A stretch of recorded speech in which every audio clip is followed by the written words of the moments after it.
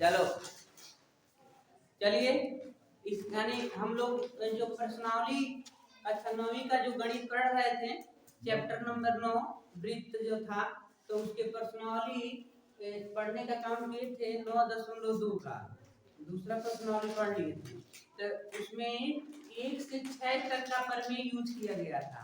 लेकिन अब उसके बाद जो प्रश्न हम लोग पढ़ने वाले हैं जो प्रश्नावली आने वाली है उसमें जो प्रश्न पूछे जाएंगे उसमें भी प्रमेय का यूज करना है।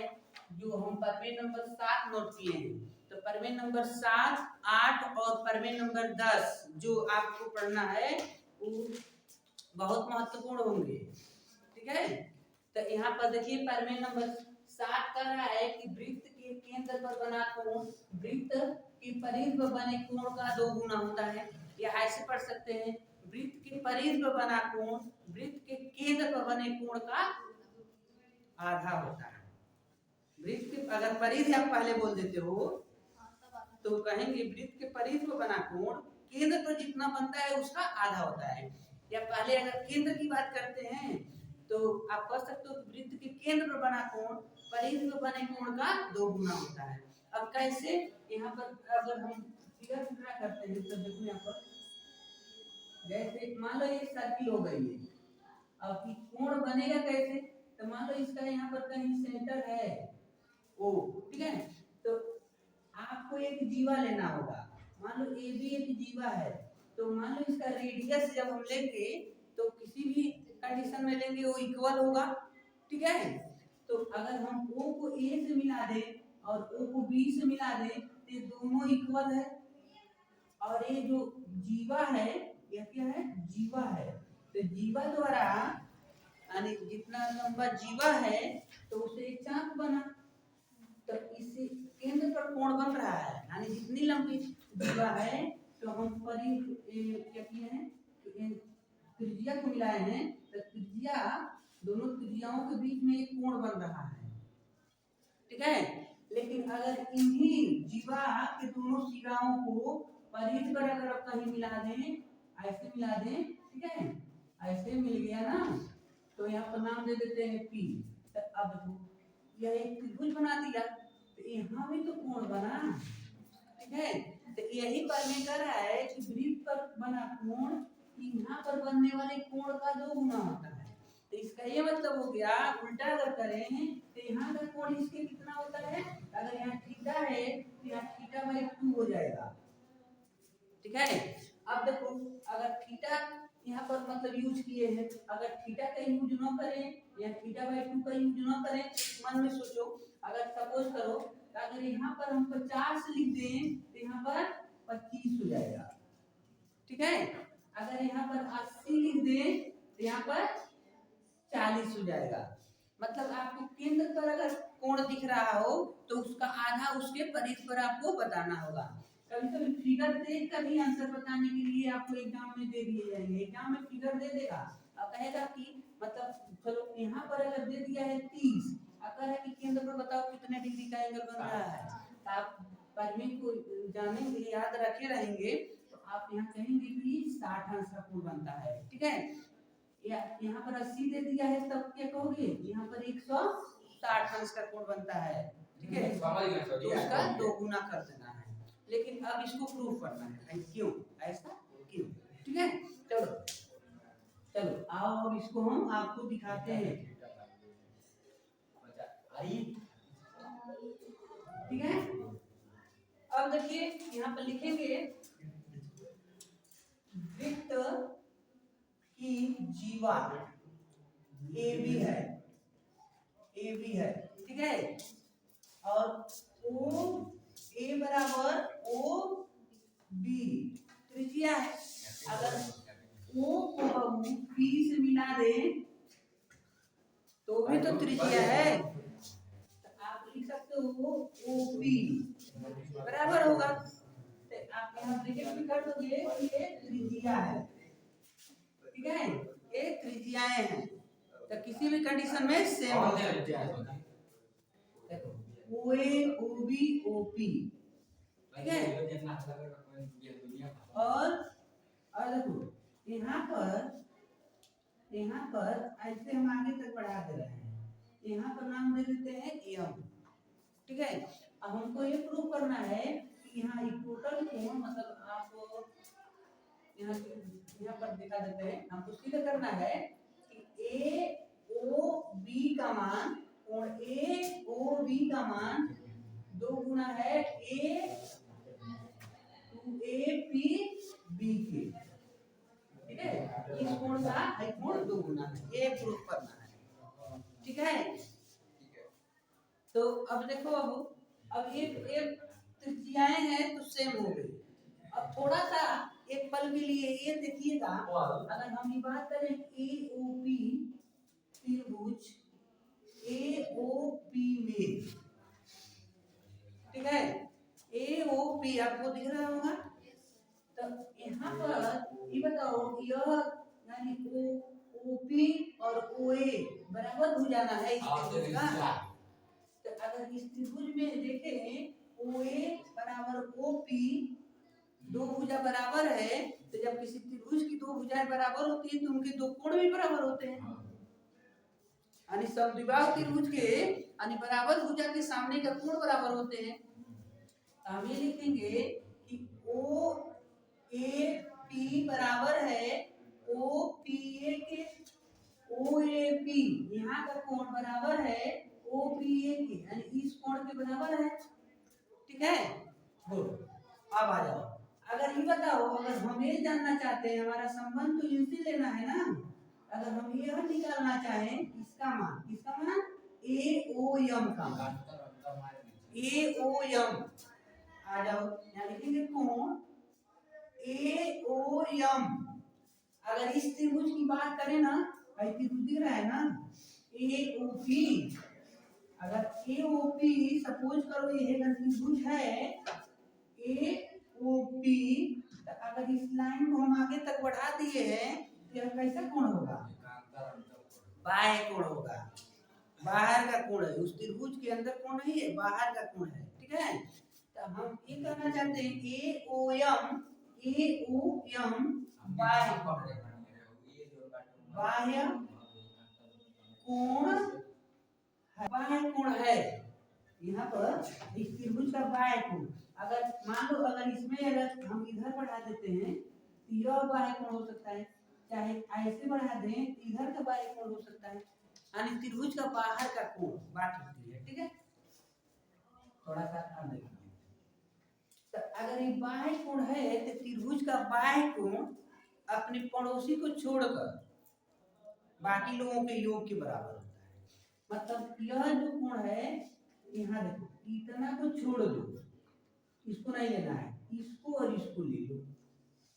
ठीक है, उनके योग के बराबर होता है बाह्य कोण की कंडीशन।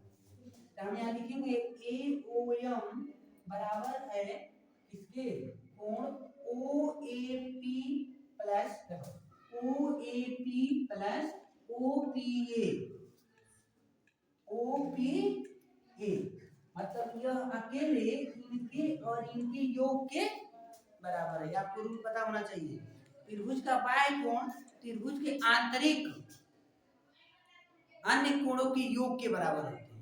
मतलब पास वाले कोण को छोड़कर, मान लो यह इनको जोड़ेंगे और इनको जोड़ेंगे तो 180 बना देगा, तो उसको छोड़ दो, इनको और इनको ले लीजिए। अब तुमको पता है कि ए ओ एम बराबर, आ जाओ यह इनमें से कौन एक को नाम लिखो, क्यों यहाँ पर दिखाया गया है, तो हम इनका नाम बचाना चाहेंगे ओ पी ए है ना, ओ ए पी, इनके भी जगह यहाँ ओ ए पी रख देंगे क्योंकि बराबर है ना, दोनों एक जैसा हो गया, तो ए ओ एम बराबर है 2 कोण O A P. Equation number 1। थोड़ा सा देखिए, इसी प्रकार बाबू, इसी प्रकार थोड़ा सा दो, जब भाई त्रिभुज अगर हम पकड़ लें, त्रिभुज ओ पी पी में ओ पी, तो अब इसका मान हम निकालना चाहें बी ओ एम का, तो यह भी तो इसको और इसको जोड़ेंगे तो उसके बराबर हो जाएगा, हो जाएगा ना। बाय क्या है तो या अब यहाँ लिखे हैं AOM, इसके दो गुना लिखे हैं ना, यहाँ 2O गलती लिख देगा, OAP ना यहाँ पे OPA लिखना है, P बीच में आना चाहिए, आई मिस्टेक कर दिए हैं। चलो P बीच में है ना, देखिए बीच में कर लो तब ना हमको ऊपर वाला 6 वाला नंबर मिलेगा। हम हेक्टर में कोना पकड़ना चाहते हैं, यस सर, तो यहाँ ये कर लीजिए। अब इधर देखो तो हम यहाँ लिख देंगे बाबू 2 कोण OPB, मतलब इतना नहीं लिखे, डायरेक्ट इसी प्रकार लिख दिया गया। अब समीकरण 1 और 2 को जोड़ लो, 1 प्लस 2 से देखो इनको लिखो पहले, कोण AOM प्लस इनको लिखो BOM बराबर, इधर आ जाओ इनको लिखते हैं 2 OPA प्लस इनको लिखो 2 OPB। अब बताओ, अब थोड़ा सा देखो क्या है,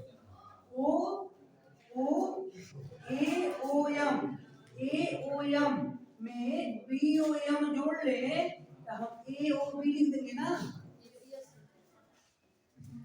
यहाँ लिख देना है AOB। अब केंद्र पर बना पूरा पकड़ा गया, अब ये दोनों में से हम 2 कॉमन कर दिए, OPA प्लस OPB, AOB बराबर 2APB,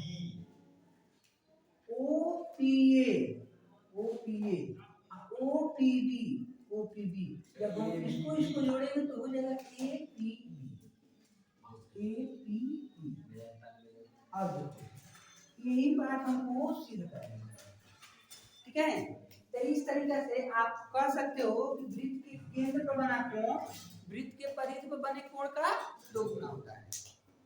अगर है इधर नीचे आकर भाग दे सकता है ना, तो परिधि का कोण इसका आधा होता है, ये कंडीशन हो सकता है। तो इस तरीके से प्रमेय नंबर 7 को हम लोग क्या कर सकते हैं, दर्शा सकते हैं। ठीक है, प्रमेय कह रहा है कि एक ही वृत्तखंड के कोण आपस में बराबर होते हैं, यानी एक ही वृत्तखंड मतलब एक साइड में, यानी कोई एक जीवा है तो जीवा वृत्त को 2 भागों में डिवाइड करती है। वृत्त का जो जीवा होती है वो उसको 2 भागों में डिवाइड करती है, तो उसका एक भाग, वृत्त के एक भाग के जो परिधि होते हैं उस पर कहीं भी अगर कोण बन जाए उस जीवा के दोनों सिराओं से तो बराबर होता है, यही बात हो रही है। तो कैसे, यहाँ पर देखो, अगर हमारे पास एक सर्किल है, ठीक है, एक सर्किल आपका हो गया, चलो यहाँ पर, ठीक है। अब ये देखना है यहाँ पर एक हमने जीवा लिया AB लिया, तो 2 भागों में डिवाइड हो गया, जीवा 2 भागों में बट गई। तो अगर सपोज करते हैं अगर यहाँ से और यहाँ से, अगर यहाँ से देखो इधर एक परिधि का एक खंड है और इधर भी एक खंड है, तो वृत्त खंड की बात हो रही है ना, उसमें वृत्त खंड, तो वृत्त का खंडित हुआ भाग पर अगर कोण बनता है तो बराबर होता है। अब कई लोग सोचेंगे कि वृत्तखंड कहाँ पर दिख रहा है भाई, तो यहाँ से इधर यहाँ तक जो चाप दिख रहा है इसको लघु चाप, और इतना है जो ये भाग है वृत्तखंड हो गया, छोटा लघु वृत्तखंड हो गया। इधर जो है वृत्तखंड दीर्घ वृत्तखंड है, और यह जो परिधि दिख रहा है दीर्घ चाप होता है। तो इस जीवा के दोनों सिराओं को अगर इस पर कहीं भी मिलाते हैं तो जो कोण बनेंगे बराबर होंगे, यानी कि यहाँ देखो इसको हमने इससे मिला दिया और इनको इनसे मिला दिया, तो यहाँ पर जो कोण बना पुनः हमने इसको इससे मिला दिया और इसको इससे मिला दिया, तो यहाँ जो कोण बना दोनों बराबर होगा, यही बात हमको दिखाना है। यानी यह कोण जो है इस कोण के बराबर है। देखो यहाँ P नाम देते हैं या Q नाम देते हैं, समझ सकते हो। प्रमेय तो यही कह रहा है कि एक ही वृत्तखंड के कोण आपस में बराबर, तब एक ही गुना ही ना होगा, कई हो सकते हैं। चलो 3 का 10 को बना लो, उससे क्या मतलब है कि हाँ पी क्यू आर। चलिए बताओ, इस वृत्त का केंद्र तो होगा ना कहीं। अगर यहाँ पर मान लो सेंटर है ओ है, यहाँ ओ है, तो देखो ओ को भी तो इनको अगर इनसे मिला दें, देखो ऐसे बन गया। तो चित्र से लिखेंगे, चित्र में अब आ जाओ, लिखेंगे केंद्र पर बना, केंद्र पर बना कोण। अब केंद्र पर कौन कोण बना है, ए ओ बी, केंद्र का कोण हो गया। और परिधि का कोण, परिधि का कोण, अगर परिधि के कोण की बात करें तो ए पी बी और ए क्यू बी, ये सब परिधि के कोण है। ठीक है, तो हमको ये दिखाना है कि परिधि वाला कोण बराबर है, यानी प्रमेय कर एक ही वृत्तखंड के कोण आपस में बराबर होते हैं, मतलब ये दोनों बराबर हैं।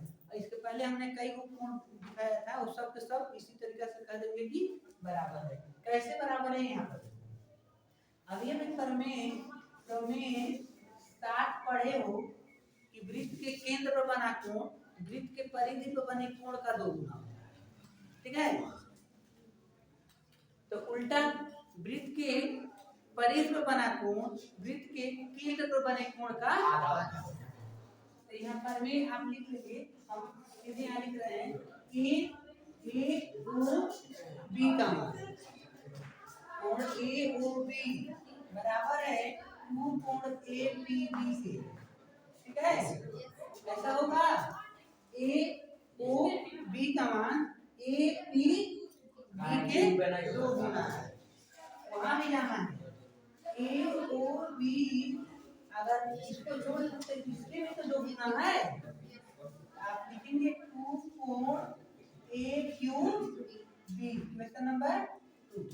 समीकरण 1 और 2 से 1 और 2 से यह बराबर है ना, तो यह भी तो बराबर हो गया। लिखेंगे कोण ए पी बी बराबर 2 कोण ए क्यू बी, 2 से 2 हट जाएगा, ए पी बी का मान ए क्यू बी के मान के बराबर हो गया। इस तरीका से आप कह सकते हैं एक ही वृत्तखंड के कोण आपस में बराबर होते हैं। ठीक है, ये आपका